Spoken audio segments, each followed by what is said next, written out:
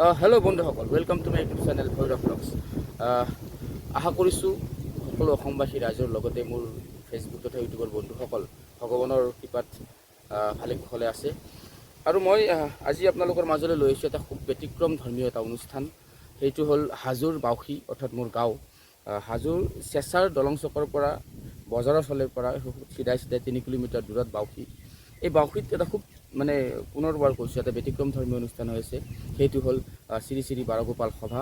অৰ্থাৎ এইটো আমাৰ দক্ষিণ পাৰে ব্ৰহ্মপুত্ৰৰ দক্ষিণ পাৰে, অৰ্থাৎ মিৰ্জা বিজয়নগৰ বা বকুম এইবিলাকত কুঁৱৰী উৎসৱ বুলি জনা হয়।